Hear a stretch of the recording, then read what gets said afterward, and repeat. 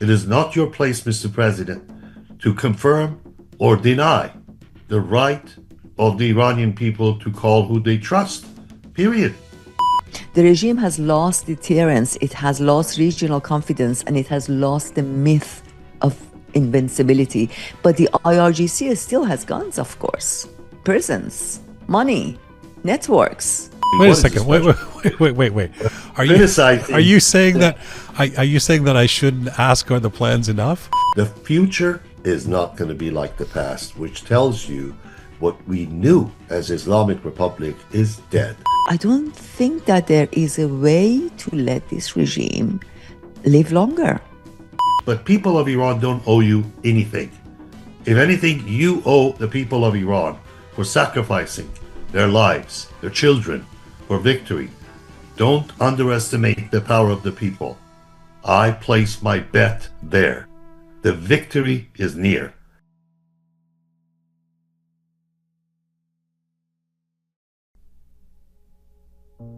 Hi there, we know who they are. For anyone still suggesting the Islamic Republic can somehow be reformed, for anyone arguing that this regime should remain in place in any form, for anyone asking the Iranian people to once again be patient, compromise, negotiate, accommodate, or obey, no, we know who they are. A regime that turned one of the oldest civilizations on earth into a cage. A regime that taught generations of Iranians to whisper instead of engage. We know who they are. A regime that executed thousands of political prisoners in the 80s and buried them in unmarked ground. A theocracy that tried to erase the dead so the truth would never be found. A regime that made Iran one of the execution capitals of the world. A regime where the hangman's rope became the national flag unfurled. We know who they are. A regime that murdered children in the streets for chanting women life freedom. A gang of criminals so terrified of liberty that even a teenage girl became treason. We know who they are. A regime that shot young women in the eyes so they would never see. A regime frightened by the simple act of letting citizens be free. We know who they are. A regime that tortured students, imprisoned journalists for daring to write. A regime that fears a pen because the truth still shines too bright. We know who they are. We know who they are. A regime that hunted artists, silenced singers, and forced millions into exile abroad. A regime so empty of beauty that it began treating culture itself as fraud. A regime that shut down the internet whenever reality became dangerous to show. A regime that fears connection because connected people begin to know. We know who they are. A regime that filled cemeteries while packing television screens with lies. A regime that mastered propaganda while mothers mastered goodbyes. We know who they are. A regime that answered peaceful protests with bullets at a prison cell. A regime that turned schools, courts, and neighborhoods into living hell. We know who they are. And now, after 47 years of brutality, censorship, humiliation, executions, massacres, theft, and fear, there are still voices asking the Iranian people to give this regime another year? No, we know who they are.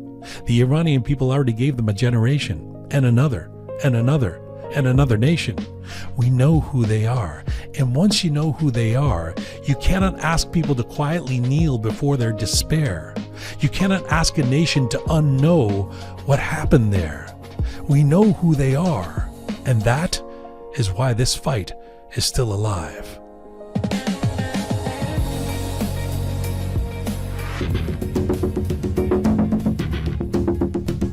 It's May 7th, 2026. This is Roqe.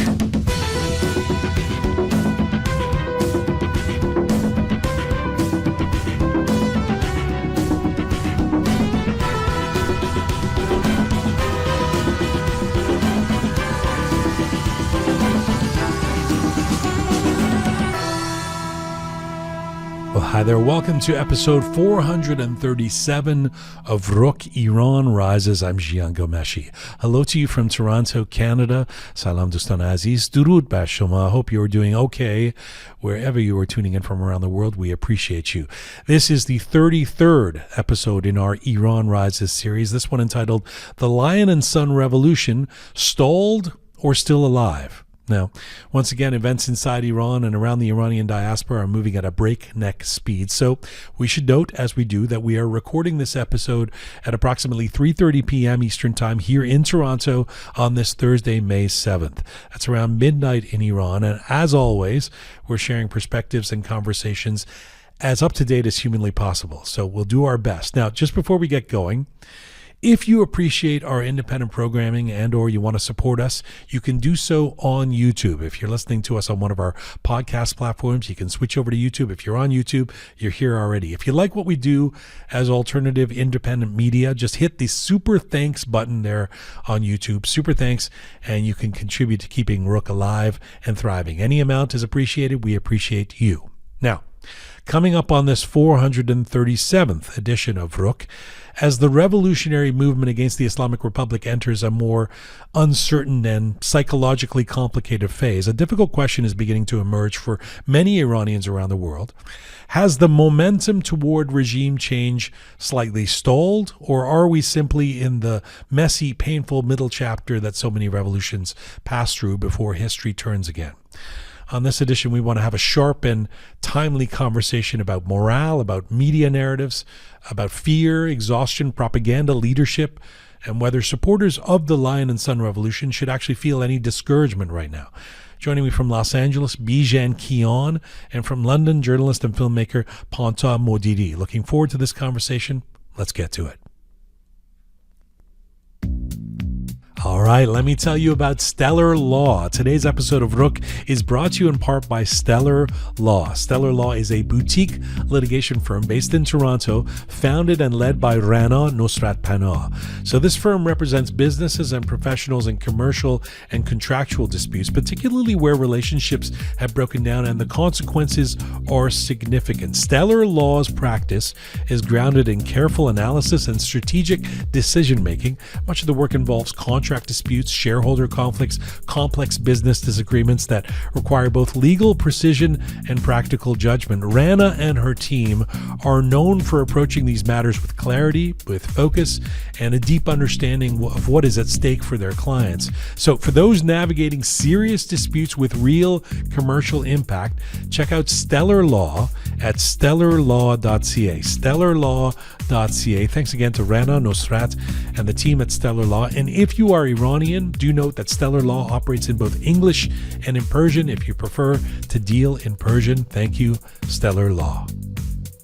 All right, let's get to our outstanding panel for this 437th edition of Roqe. He is an experienced Iranian-American global business leader and former U.S. senior official with over 30 years of experience across public, private, and nonprofit sectors. Twice confirmed by the U.S. Senate, he served in senior roles under the 43rd, 44th, and 45th presidents and chaired the audit committee for a U.S. government agency. He also held key economic roles in California, including Director of Foreign Investment and Economic Development Commissioner. He obtained his education from Brighton, Harvard, Oxford, and MIT, and he's lectured at top institutions around the world. Joining us from the Los Angeles area, one of our favorite regular guests, Bijan Kian. And she is an international journalist, documentary filmmaker, former television host whose career has spanned outlets like Manoto TV, Iran International, and major international media platforms. Born in Iran, raised in the Netherlands after fleeing the Islamic Republic as a child, her work has consistently explored freedom, identity, exile, resistance, and the psychological realities of authoritarianism. She has also been deeply engaged in the conversation around the future of Iran and the emotional toll this revolutionary moment has taken on Iranians around the world. Joining us from London, England, is Pantea Modiri. Hello to you both. Hello. Hello, Jian. Thank you so much for your great introduction, and glad to be here. Hello, Mr. Kian, as well. Happy to be here, and good day to both of you. Pleasure to be with you again, Jian. These are very special days. It's an honor to have you both on, and I couldn't think of two people more appropriate, given the fact that you both have some experience in this field to zoom out, if you will. And I'm one of those people. Any regular viewers or listeners to Roqe know that I'm one of the people who has been saying it's okay, zoom out. The things are on track in terms of the progress that's been made for people who are really seeking freedom, democracy, change in Iran.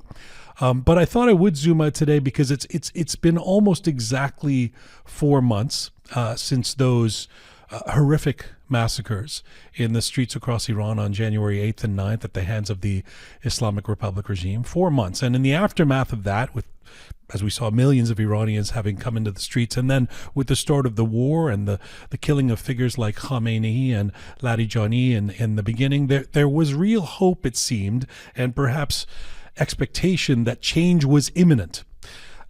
Were those expectations naive, given that revolutions take time and are often quite messy along the way? First to you, Pantea. Thank you. Well, the revolution is definitely still on, but it has gone from the moment to a process, and we should actually see that right now the remains of the regime in Iran is fighting three wars at once. So a military war around Hormuz, a diplomatic war over the nuclear file, and a psychological war inside the country. So the regime is still in power, unfortunately, with force, but it is no longer in control of beliefs. When a revolution can succeed, of course, when three things align. The people reject the system loses its internal cohesion, and when there is credible vision for what comes next. Well, we are very advanced in the first one, people rejecting the regime, and it is entering the second, and it is now beginning to shape the third. So it has gone from a moment to a process, but the revolution is definitely still on. Bijan, to you. So, Jian, your question is a very, very critical question. You're measuring expectations to reality, kind of a reality check. So, yeah, for those who believe that whoever has brought this nasty criminal regime to power must come and kick him out, they're disappointed. Those who believe that this change is going to be, like Ponta said it so elegantly, it's going to be an event. It turned out to be a process, not an event. So those individuals who expected somebody else to come and finish the job are disappointed. It was never supposed to be this way. There's some people, including myself, who kept reminding consistently that the interest of the United States in Israel remains the interest of the United States in Israel. Their priority is the interest of their own countries.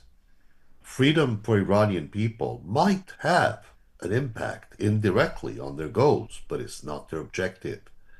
We said it from the beginning that the final part involves the people, the will of the people. Why?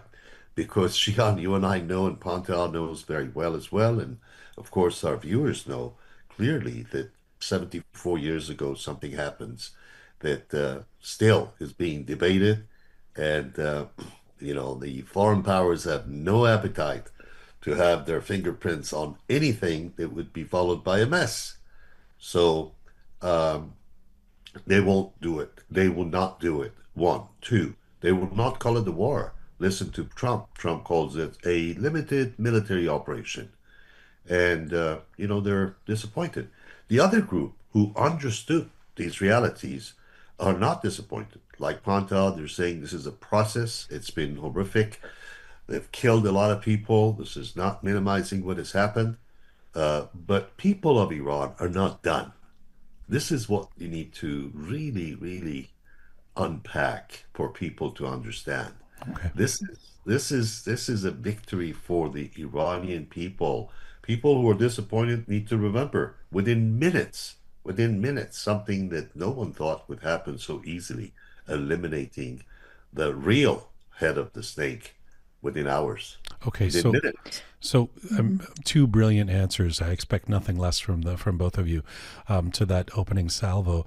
Before I get into more details in terms of where we're at in geopolitically or in terms of the life of this regime, et cetera, just on a personal level, because I'm sure you both have encountered folks like this. If somebody were to come to you on the street and say, a supporter of the Lion and Sun Revolution, somebody who's been at rallies or somebody whose heart has been there at the least, and say, I'm just feeling so discouraged right now. Nothing seems to be happening. It's just badbachti, more executions, etc. The regime is still in power. Pantea, on a human level, you look them in the eyes and say what? Well, I remind them to the history. In 1978, before the Islamic Revolution, there were long periods where nothing seemed to be happening. That is according to even people who have been engaged in that Islamic revolution. So then suddenly everything moved. They said even 2 months before the revolution, they could never believe that in 2 months there would be the Shah would be unfortunately removed from Iran. So Iran today is much closer to that tipping point. I remind people that we have to be ready also for the day after, because we want a revolution that succeeds. We want a great transition. So also I remind people that we not only have to think about the change, but also thinking about the day after and the preparation for that. Bijan, that's brilliant. What do you say, looking in someone's eyes, and when they say, "Look, I'm discouraged," and that people around me are feeling the same? Well, I would tell them immediately that you are experiencing a psychological warfare. You've never been in it. You're not experienced to deal with this. When you hear the news, you react to every bit of news, whatever anyone says. It doesn't matter if it's verified, if it's a rumor, if it's made up, you react to it. And I would say you're talking to someone who has been through these situations, and I will advise you to turn it off. Turn it off. Let logic govern your thinking. Your worries some are valid, some are not valid. So just let logic be your guide, and don't be so discouraged. This is a process. It's been costly. There's a war, and the psychological war is driving everybody crazy. And it's not directed at you and me, Jian. It's directed at those who need not to know exactly what the war plans are. A war, as Sun Tzu said it, it's all about deception. It's all about making you, the opponent, feel like I'm going to do something that I'm not going to do. You're going to prepare for it, spend your resources, and it will all go to waste. That's exactly what Trump is doing. You know, there is a military term called the setting of the table, which means give me the options so that I could use them when I want them. Now, this is normal. They set the options and say these are the things you could do, and you could choose them when you want them. But President Trump doesn't work like that. When he says set the table, what he wants is every single option on the table. Then he will go and pick an item and say, I think this is good. But he's going to put it down and say, no, I don't think so. I'm going to go for another thing. This is exactly what classic deception in war means. He's not going to come out and say it, but that's what he's doing. I would tell him to calm down. Don't worry about it. Don't listen to the news, and don't let your emotions be driven with every bit of an announcement. Yeah, well, easier said than done. I mean, let me stick with you on this. And it's not area that we haven't tried to cover before, but it's so overwhelming. The Western narrative, the media narrative, if you will. Let me finish the question. I'm going to ask you. I mean, I did actually a survey of the media this morning, just all that I could find out there, not necessarily folks in social media platforms, et cetera, but in the so-called traditional realm.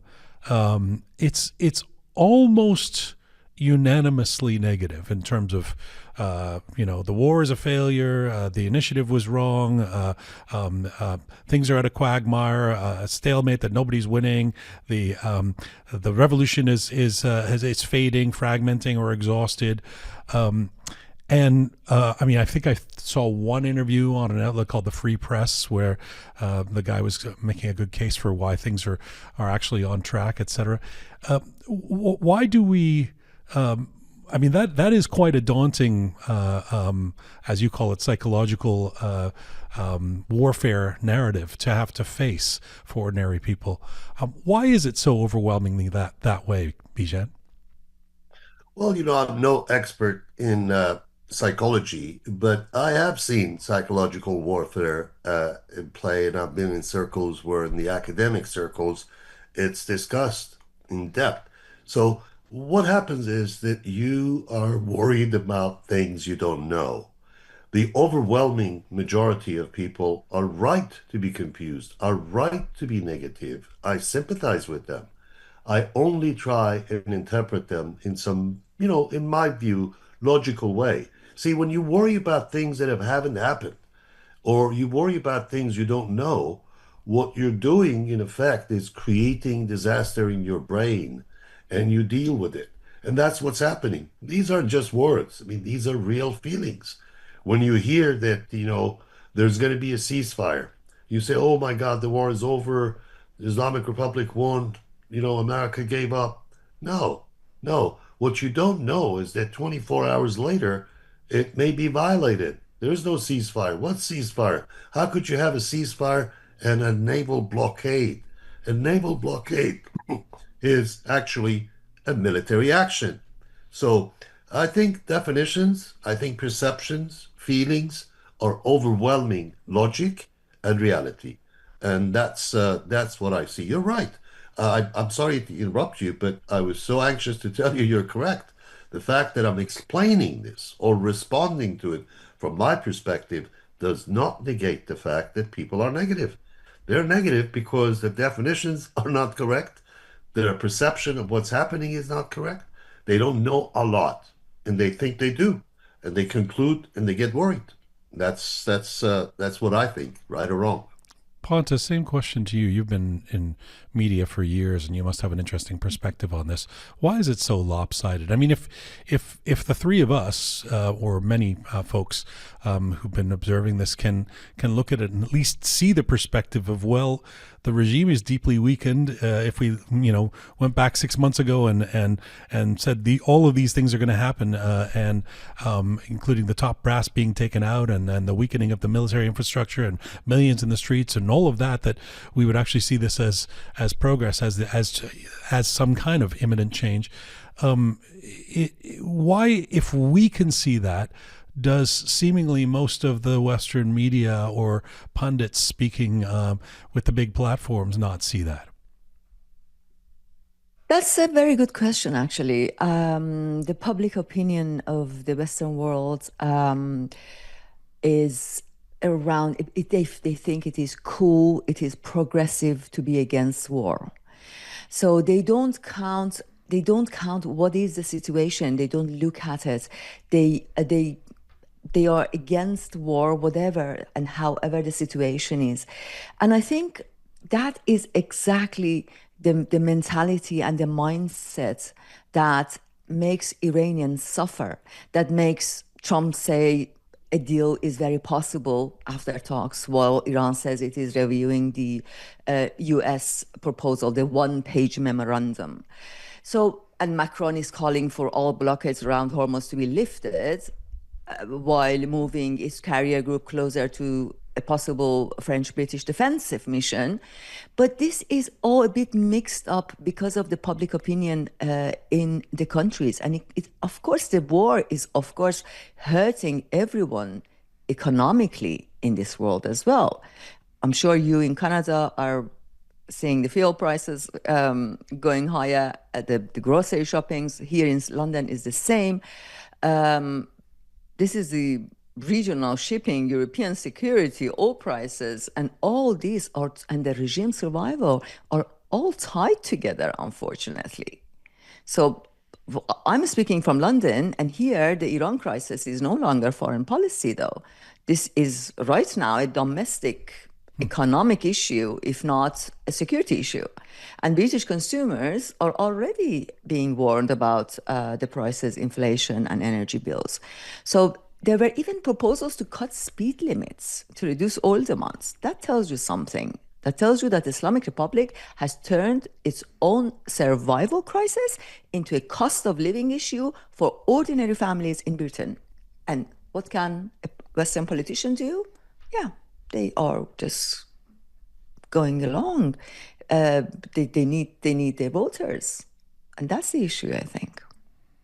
It's quite a playbook on the part of the regime to find allies in those who are suffering economically and in countries around the world. It's a kind of one don't want to say a genius playbook. When Bijan talks about psychological warfare, if we're talking about Iranians around the world, and that's the audience of this program, and the audience with whom about whom I'm speaking when I talk about this Lion and Sun revolution and the enthusiasm around it. When Bijan talks about psychological warfare, Pantea, what about psychological exhaustion? Like, it occurs to me that many Iranians, including probably the three of us, certainly myself, in the diaspora, have lived for months. Obviously, our heart goes out to those inside Iran on the front lines, the brave souls there. But those in the diaspora have also lived for months in a state of emotional emergency, and that takes a toll as well, and can lead to a kind of sense of mistaking exhaustion for defeat. I know we're not psychologists on this panel, but what would you say to that? Well, the psychological war is definitely something that we should take seriously, especially through the terror and the fear that the regime is trying to induce here as well. I know parents at my child's school who were beaten up while they were celebrating Khamenei's death. There are stab issues and against the Jewish people, our Jewish brothers and sisters, and also against the Iranians. They set cars on fire, as you have heard. So this is why the regime is dangerous, it is feeding the proxies. It's not to defend Iran. It rents Iran out to every crisis in the region and the world. So I think this psychological war is on different fronts, and we should definitely take that seriously. What Iranians have done in the past after the Women Life Freedom since 2022 so far, holding the flags up in the European countries, in the Western countries, in the US and Canada have been amazing, because if they hadn't done this, then the regime would have been much more successful in winning this war, at least at psychological level, because they have been trained very well by the most oppressive regimes, by the most oppressive apparatus like KGB, so they know how to continue this war psychologically. So I'll leave this actually topic more on Mr. Kian, who is, I'm sure, has more to say about this. Can I just ask you, though? I mean, I've certainly heard about the horrific attacks on Jewish people in the UK, something we're not immune to here in Toronto. It's happened here as well. But who was it that beat up Iranians for celebrating Khamenei's death? Do you know? Oh, that happens even random, and people don't even sue because they don't go to the police, because they are just they don't report it. I was talking to one of the mothers at my child's school, and she was attacked by another woman just outside the school on the day that Khamenei was confirmed dead, and she was beaten up by another woman. So these are the random things, and people not even report these, which we reject, because these are the things that people definitely have to report to the police. But yes, this happens. This kind of incidents happen all the time here in London now. Bijan, how does psychological exhaustion of Iranians, I mean, who've already been exhausted for 47 years, but certainly over the last 4 months, play into feelings about how this is progressing right now? I'd like to go back to the question that you asked. You said I ran a survey this morning of the media, and it's overwhelmingly negative, meaning U.S. is losing the war, people don't want this war, all of that. I'd like to address that for a moment. Not just that, but that there isn't a revolution happening in Iran, and the regime is going to stay in power, and that type of But thing there's too. an Not important point. yeah, There's an important point here that we're missing. That is, why is the sentiment so overwhelmingly and consistently across the board negative? Because there's another war going on, and it's been going on since 2016. You see, that war from media, from media, and both of you are very familiar with this. This is not a claim by me, it's a reality. Media doesn't like Trump. And when media doesn't like you, guess what? People hear whatever they hear, they believe it. You know that, Jian. yeah, You know that, yeah. Pantea. Certainly, I know that. Whatever gets on the internet becomes reality for a while until it's disputed or proven wrong. But people don't like Trump. The world doesn't like Trump. Did you see what the king of United Kingdom, uh, King Charles, tone and interactions were? Did you hear him, by the way, utter the word Iran even once on a subject that the whole world is now thinking about? No. So why is it so overwhelmingly negative? Is because whatever Trump does is not going to be accepted because people don't like him. Trump is not liked. Look at the approval rating. So psychological exhaustion, I think, is a result of this war as well. We didn't talk about it. We said there's a diplomatic war, yes, Islamabad. There is a military operation, Persian Gulf, Strait of Hormuz. There is a war between the Iranian people and the regime, which is probably the most important war to focus on because it's not going to end. There is no peace at the end of it. They killed their children. It is impossible. It is impossible. Now, let's go back to the second part of your question. Psychological exhaustion has two faces. One is for those who say, well, this thing should end. We should go back to our business. We go back and forth to Iran, visit family, do business. This war is useless. It should end. We should let Islamic Republic continue the way it has continued for 47 years. There's another factor here. For 47 years, Jian and Pantea and listeners, for 47 years, individuals have amassed amazing wealth without doing anything. You know how they amass this wealth. They go get a loan in real and pay back in real, but change it to dollars and keep the difference, especially when the price difference, the delta, is 10 times. Imagine how wealthy you can become, how fast. They don't want to let go of that. They're sitting on top of this wealth, and they've hired a security company called IRGC to kill people to keep the money.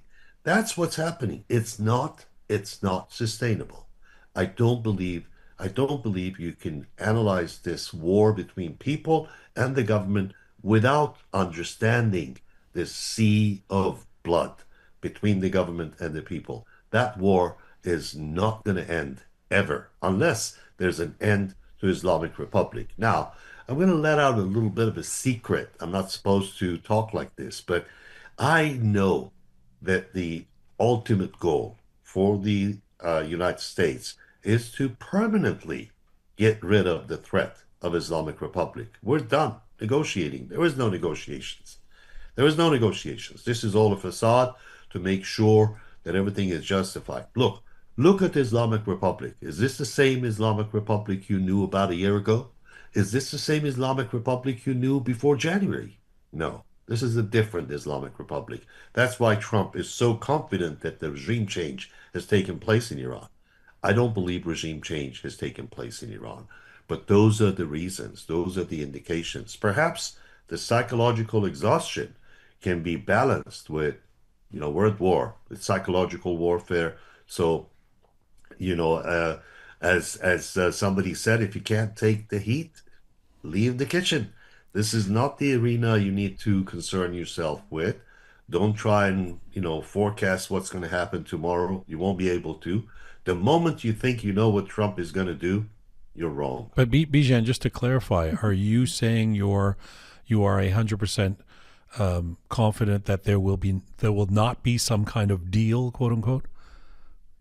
There will be a deal, but the deal cannot be a deal that looks like Trump lost against all of this psychological work. Can you imagine Trump? You know Trump. Can you imagine Trump saying you can keep your enrichment, no problem. You can keep your proxies, no problem. You could continue to expand your reach into South America. It's okay. Can you imagine Trump saying you could do whatever you want to do, just end this war and I'm going home? Can you imagine? We have an election coming Well, up. I'd like to think that you're what you're saying is true, but no, Trump does sometimes say. I mean, I think he's still saying Mexico built the wall, and we know that's not true. So, I mean, he's capable of saying things that don't actually materialize in reality. I'm not talking about what Trump says. I'm talking about what Trump does. Hmm. And I'm talking about realities facing him. The question I'm asking you, if I may, is do you think Trump is a loser? Somebody who would lose easily? Do you think he will settle for a loss? No, he will not. Look at him. His whole record is very painful, bloodied wars that he has won. All of them. All of them. Show me a place where Trump actually lost in what he wanted to do. He's been able to do everything. Look, he made the king come visit with him. That's pretty good. That's a Well, sign and of that's I political. know that indeed Trump, it will be his biggest historic mistake if he leaves the war like this. Exactly. Why And did you do that? in that case, I mean, I agree with Mr. Kian that this is nothing. I mean, Trump wouldn't leave the scene like this. It is very unlikely that he would let this regime live that has brought the whole world in danger, basically, economically by closing down Hormuz, and also in terms of security. So I don't think that there is a way to let this regime live longer. There's also And Israel. There's also hmm, Israel. There is Israel. yes. I'm curious, Bijan. The question's come up a couple of times on the show recently, and I'm curious to get your thoughts on it, yours and Ponta. Actually, maybe I'll start with Ponta. Do you have any thoughts on why Israel has been relatively silent in recent weeks compared to the let's say a month ago when we were hearing a lot more from Netanyahu and members of the Israeli brass? Well, Israel is definitely not silent. Israel is right now very much crushing Hezbollah in Lebanon. And there are daily attacks and elimination right now um, from Lebanon because Israel is has to definitely always watch Hezbollah attack from Lebanon. Yes, but What? On Iran, it was, let's say a month or over a month ago. I think it was on Charshan Besui where Netanyahu was saying, "Come out in the streets. We're watching from above." There was a sense that Israel was very involved. Not to say that they're not at this point, but it's curious that there's been silence for the last 2 or 3 weeks. There was 2 days ago there was a statement by one of the high-ranking military that said that we are ready. They said we are ready to attack and eliminate more of the what is remaining of the regime, the heads. And so they are waiting for Trump, of course. I think it was the theory is that there was a done deal between Trump and Netanyahu that this is gonna be Trump's victory. And Netanyahu it seems that Netanyahu is just waiting for Trump to move. But I'm sure Israelis are also very doubtful, like many of us, of what is Trump's next move. Bijan, what do you make of what Pantea just said? Uh, I like to go back to an old Persian saying. We say sukut alamat rezast. I don't know if that's true or not. It means silence is a sign of agreement. So if Israel was unhappy about anything, I assure you, when it comes to Israel's security of its people and its land, Israel will not remain silent. If you see silence, it's a sign of two things. First of all, there is no daylight between Washington and Jerusalem, as Pantel mentioned.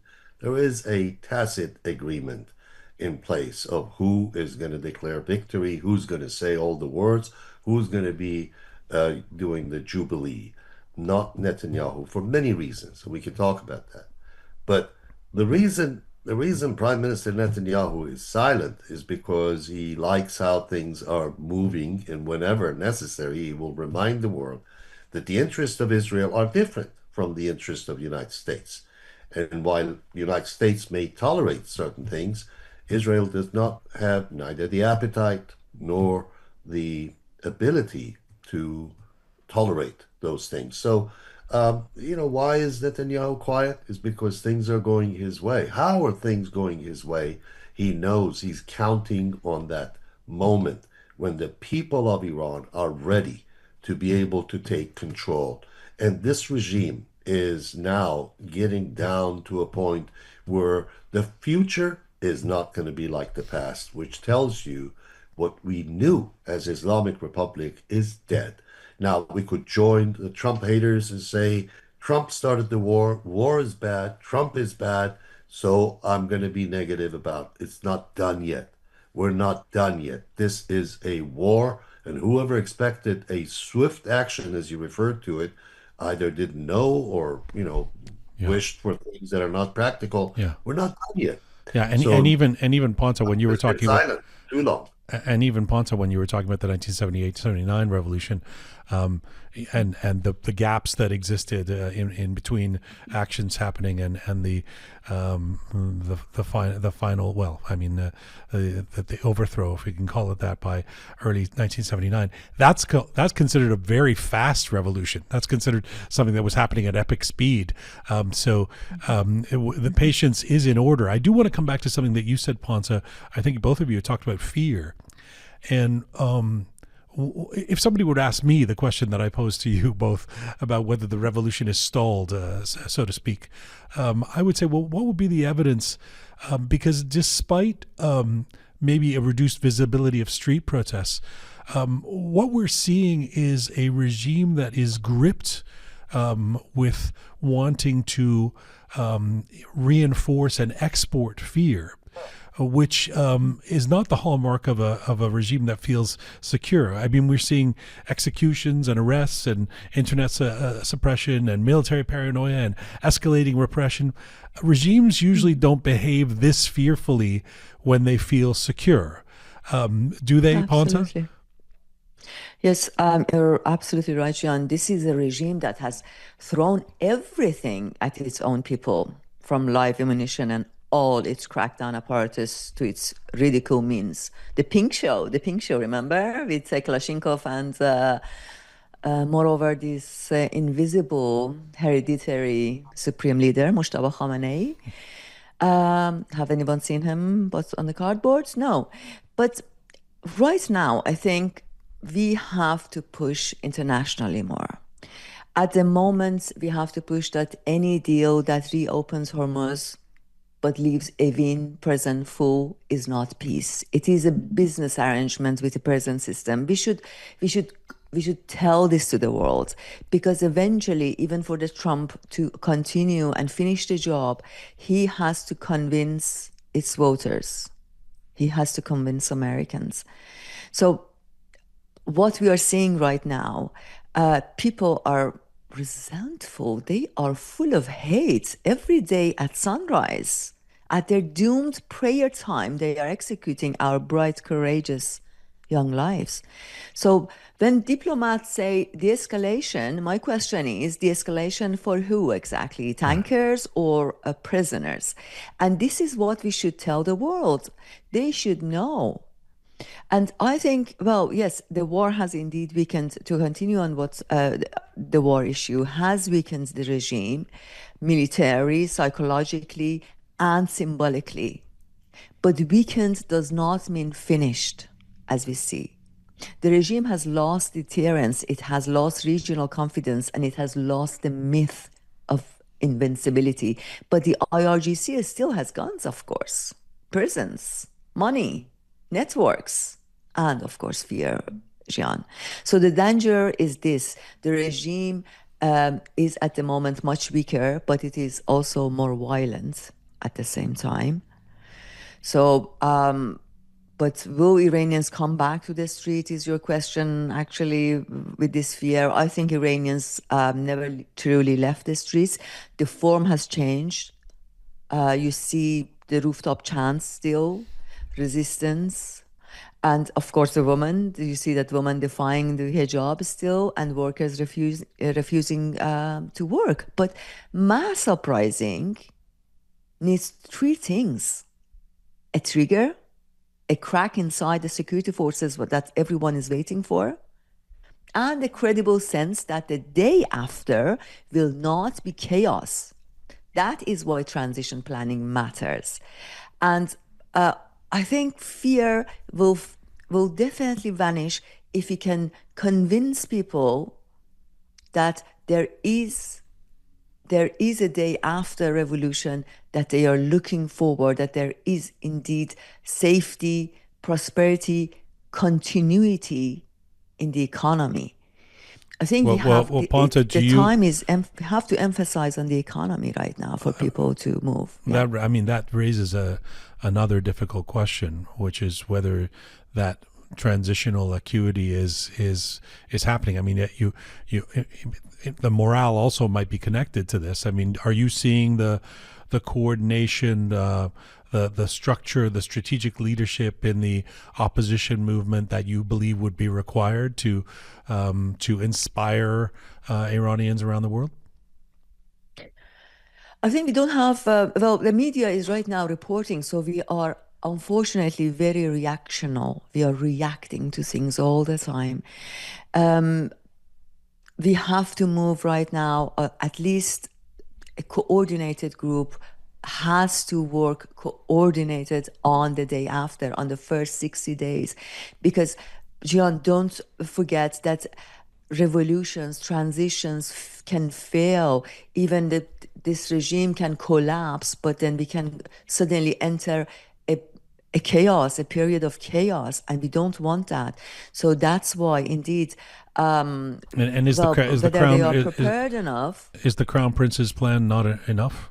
I ask honestly. There is a prosperity plan on the paper, and we have an alternative leader. But I think for the transition to be successful, there are three forces needed: not leadership, policy, and you have to make sure that the society can move with you. And I'm not sure whether we are working on that enough. The third part, the society moving. The society moving, because three forces are always have to move together for a transition to succeed. And leadership, I mean, the history shows that leadership always goes fast. Policy is a little bit behind, but the society usually moves at its own pace. And when the society moves at its own pace, that is the problem, because that is when transitions can fail. What we need a layer. It can be a media, it can be programs that can take this society, and the society needs trust, because it's a trust that keeps all these things together. So this trust building is one of the main things that has to be built now if we want a successful transition. What are your thoughts on that, Bijan, about the coherence and the coordination of the opposition movement, the success or lack thereof? Let's review the facts. The facts are the people of Iran have called the loudest possible voice, paying the highest possible price with their lives they've called Prince Reza Pahlavi as their compass, as someone they trust and they follow. And that's very, very visible. However, we have to consider the opposing forces, the media again. You know, how many people do you know that up until 6 months ago couldn't name five cities in Iran, but now, or one of them, especially that you and I have a little inside story on that particular one. He pronounces Obdanan. How many reporters, how many of these critics knew names of five cities in Iran? All of a sudden, they have become hyperactive, attacking Prince Reza Pahlavi, attacking the plans. The question you ask, that was a little poisonous question you ask. Are the plans enough? Well, that's really the root of how this poisonous plant is growing and growing. The opposition. You know, there's a guy from formerly from CIA that knows everything, and he repeats all the rumors, all the propaganda on TV repeatedly. There's a guy who I don't know exactly Wait a what is his second. Wait, special wait. Are you are criticizing. you saying that are you saying that I shouldn't ask are the plans enough? No, That's no, poisonous? no, no, no, no. I'm saying you should ask the question, were the plans enough? But you and I both know there's a lot. I mean, we have to be honest with the listeners. There's a lot of attacks on Prince Reza Pahlavi, who's leading this revolution. And there's a lot of events. Look at people who are, Sorry, Bijan. Not just a lot the of not just a used to be not Taliban's not just campaign a managers not are just a now lot not just a lot of attacks. There's a coordinated global campaign against funded Prince Reza funded Pahlavi. funded through the roof to attack anybody. I'm on a list, of people for some sort of association with any association with Crown Prince Reza Pahlavi to attack people, to send out Yeah. cyber bots, to fund people who are carrying water for. God knows what Tucker Carlson and some of these people are talking about these days, or who's funding them. It is a Well, you coordinated, can just go very look for expensive It campaign. is clarified. so bad that someone in BBC at BBC was yesterday arguing that Prince Reza Pahlavi should get trialed Yeah. for taking people to the streets. Oh, but you know, So there's some friends, Panta, you know them. There's some friends who are actively engaged in opposing the leader of the Lion and Sun Revolution as called for by the people of Iran. Yeah, I am opening up maybe a Pandora's box. Yes, your question was not, I think your question was reflective of journalists' concern about what is real. Nothing against your question. I'm just saying your question is of the same cloth, the same fabric of those who are questioning this and saying, I mean, what else do you need? They're calling his name and they're saying we trust him. Who are you? I mean, I told this publicly in front of the White House, and I addressed the President of the United States, Gian. I said, imagine at 1775, a man by the name of Marquis de Lafayette is here to say, I'm here to help you, but I don't like this guy. I'm not sure he's the right guy. His name is George Washington. What would the reaction be? It is not your place, Mr. President, to confirm or deny the right of the Iranian people to call who they trust. Period. And if you're fighting a war for the interest of the United States, and war happens to help people free themselves from the reign of terror, then thank you. Your legacy will be that. But people of Iran don't owe you anything. If anything, you owe the people of Iran for sacrificing their lives, their children, for victory. Don't underestimate the power of the people. I place my bet there. The victory is near. Not because the military is going to be successful, it's because the people of Iran are determined. I talk to them every day. But They are determined. They're united. You know, I wrote a letter. I should never use that lonely letter again. We wrote a letter to Ambassador Waltz, Michael Waltz, a courageous military officer, special forces, great guy. We wrote to him and said, please, please don't say unite. We are united. We are united. You just don't see that. And some people are spending money to come to you and force themselves into a circle. How? By saying, I think this candidate is too popular. I need him to sit down with me so that I be seen at the same level as him, and then I can start competing with him. Those who have such expectations don't know the basics of politics. It never happens. That is not something they could reasonably ask for. Prince Reza Pahlavi has been extremely generous, extremely kind, extremely human in his behavior to have tried to sit down with people who have no representation, none whatsoever. I say this with confidence, and I'm saying, show me who's calling your name to the people who are claiming they have to be sitting at the table. And if you hear a little bit of emotion in my voice, because there is. Yes, there are people asking me do you know when Prince is coming to Iran? I said, well, but he can't come, of course, as a tourist and not as a symbol only, and not before there is a security and transition framework there. He can return when three conditions exist.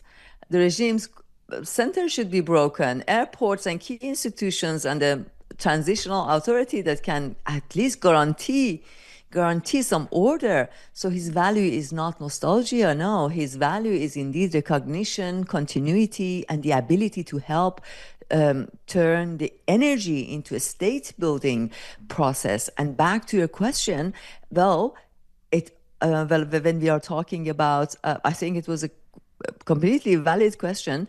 And we should work more on the trust building, and it is not all what the leadership can do and not all everything that the policy can do. So we are all responsible for this trust building in the society and making sure that the society knows what the day after looks like and what is going to happen, so they can move together with the leadership and policy to make this a successful transition.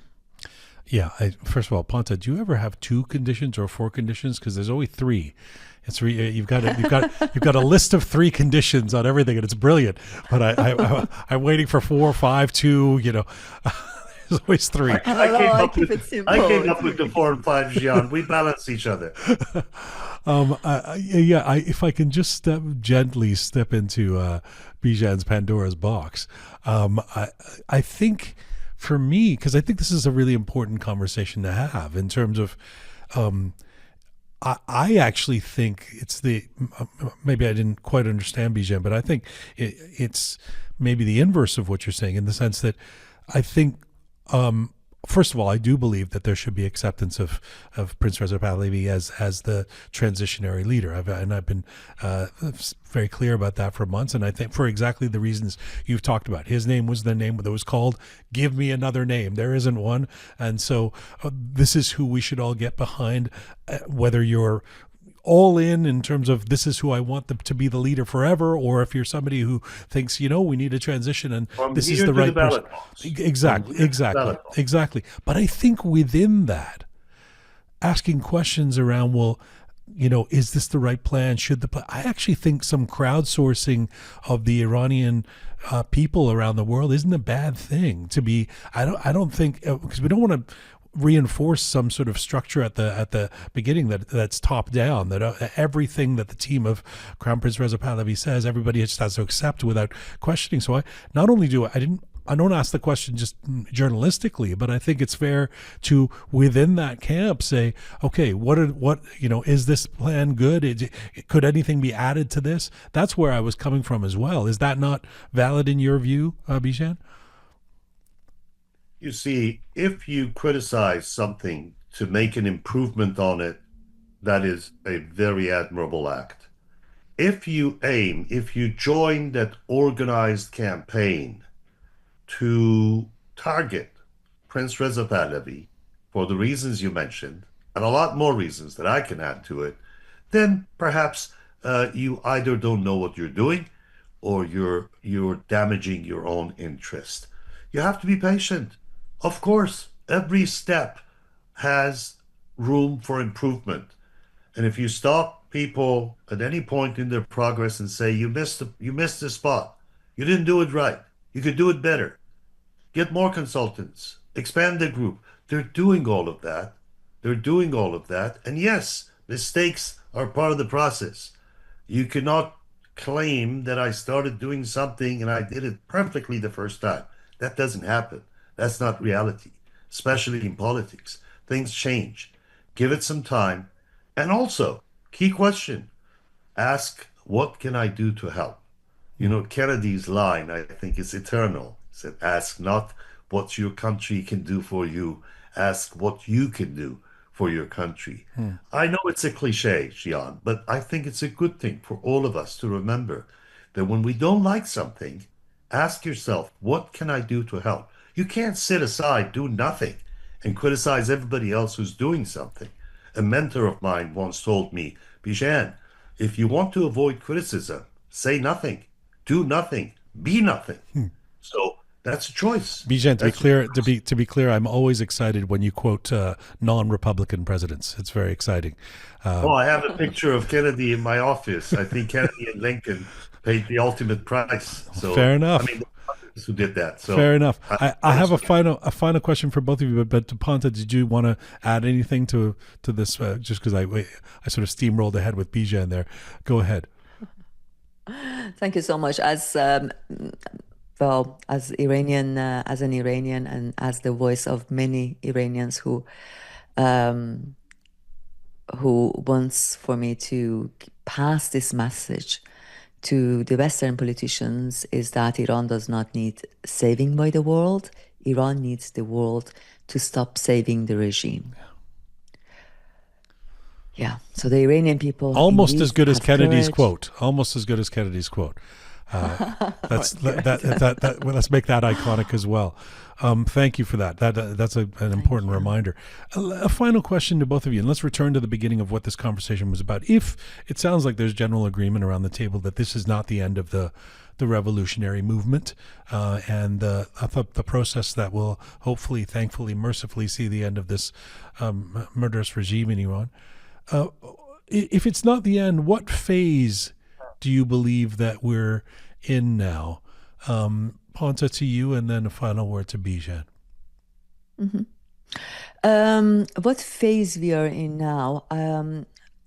I think we are indeed pre-collapse. What my analysis is that we are in a pre-collapse phase. But how long this phase is gonna take, that is the whole thing. Well, at the moment, the diaspora has the networks, and the Iranian people have showed their courage, and the alternative has begun to take shape and is there with a plan. So what is missing is not hope. I think we have to work more on the architecture of the day after, and it will the remains of this regime will collapse once we have been able to create that there is an architecture, and we can visualize together that architecture and how it looks like, for people to do the end, the ending, to take the ending move, basically. Okay, Bijan, what phase do you believe we're in right now? We're in a phase where we need to understand the realities. The reality is, to the people of Iran, the final act is on your shoulders. You have both the right and the responsibility to execute what you believe is necessary. We understand you need guns and you need communications. That's what we say to the Iranian people. We expect, the world expects reasonably, rational thinking. This is something that is your right and your responsibility. To the outside world, we say, look, you cannot win this war completely and gloriously without being able to use the Iranian people. They're your best allies. You don't need to have foreign boots on the ground. You do have boots on the ground. Arm them, help them if you want to win this war, not to free them, not to spend your tax tax dollars, your taxpayers' dollars. Free the frozen assets, spend the money, send them what they need, give them communications. The Iranian people need communications. It can be done. We should be very loud today to everyone who could do this, and I know this for fact. We can open the internet. We cannot keep it open. It's very difficult, but we have the ability to do that. And again, I use this tribune to say, please give them comms. If you can't give them guns right now because you're not so good at giving guns and keeping track of them, and that's another psychological warfare, on Monday we could talk about it. Why in the world President Trump came out and said, I gave people some guns and they kept it and they lost it? That was a declaration of defeat. Why? But anyway, give them what you can. Today, the people of Iran are fully capable. They're united. They will do this.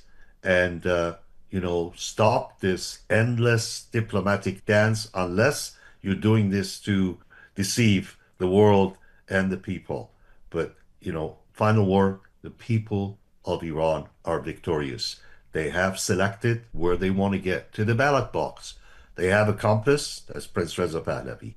And they do have a plan. Their plan is to keep the integrity of Iran, to be able to give everyone individual equal rights, to separate religion from the state, and to be able to hold free and fair elections. And this is the guiding light to get to that destination. I have every confidence in my heart, not publicity, not media, statements. I really believe down deep in my heart that Islamic Republic is dead. This is not the Islamic Republic we knew. People of Iran are going to be victorious. Iran is a great country. It's a wonderful, wonderful thousands of years of civilization state, as Harari recently famously coined this phrase of civilization state. So that's the country we know. That's the country we love. And the people of Iran will be victorious.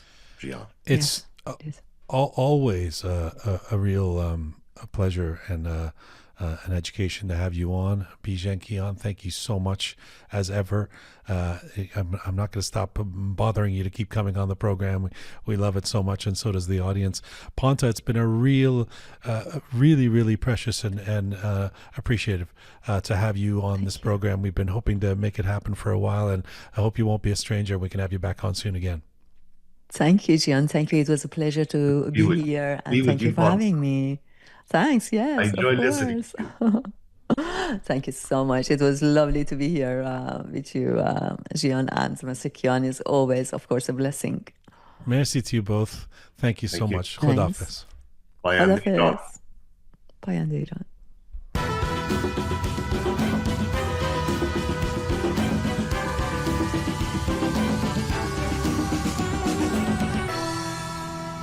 All right. Big thanks to Pantea Modiri. First time on our program, and we've been looking forward to having her on, and she did not disappoint. It's nice to have her on. And of course, our dear friend Bijan Kian. I thought we could maybe escape this episode without he and I getting into a tussle, but that's the way we roll. Thank you to Bijan as well for coming on. It's a joy to have both of them on because these are serious matters to be debating and discussing, and their perspectives are informed and important, but you may disagree. You may have a different opinion, and we'd like to hear from you if you do. Or if you want to just send flowers and kudos, that's available to you too. info@roqemedia.com is our email address, info@roqemedia.com. Or you can comment on any of our platforms. Give us a like on YouTube, or give us a comment there, or on Apple Podcasts, SoundCloud, Telegram, Spotify, Castbox, any of the platforms that we're on, and of course on Instagram. Thank you as ever for joining us. This is full time for Roqe for today. Thank you to the amazing core team that put this show together twice a week right now during the Iran Rises series. Tina Farahi, the photo and video queen, Super Parisa Sanjarani, and Savi Roham Meher. And special thanks as well to Smart Pega, Charming Kimia, the CK, Talented Anihita, Methodical Kave, and as ever to the Rising Kian, TRK. Thank you to all of you out there for supporting us and sharing our content. It means a lot to us. If you haven't subscribed already on one of our platforms, it's very simple. Just press the subscribe button. It doesn't cost you anything. You can subscribe on any or all of our platforms. You can find our show on Instagram if you're not following us already at Roqe Media. Find me on Instagram at Jian Ghomeshi. And as ever, Mizun Bashi.